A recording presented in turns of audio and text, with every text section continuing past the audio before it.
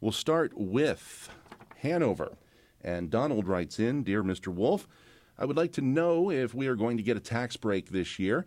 I would like also to know where the taxes went from the gas and other things to pay for the road work. I really didn't see any big changes in the Hanover area."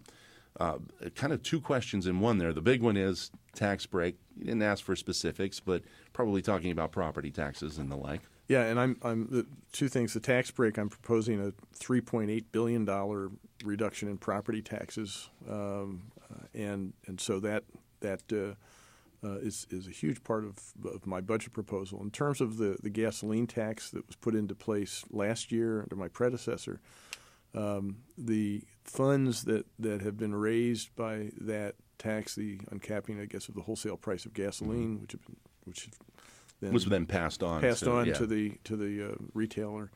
That has led to new construction, and it takes some time to get things moving. But I'm also from York County, as Donald is, and there has been real movement.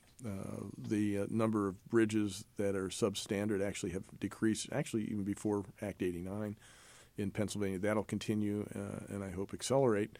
But we are investing in the infrastructure, and he should see improvements, as we all should in Pennsylvania, as we continue to move forward. And it should also maybe be pointed out, it's been less than a year since that money has been rolling in for that specific purpose, and we were so far behind on a lot of these that it's going to take time to catch up. We were behind, but he's right that we need to invest in our infrastructure, and I intend to continue to do that.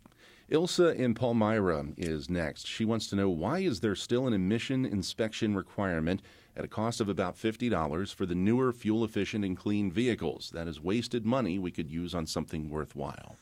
Yeah, also the reason for those inspections that still exist are because of a federal regulation.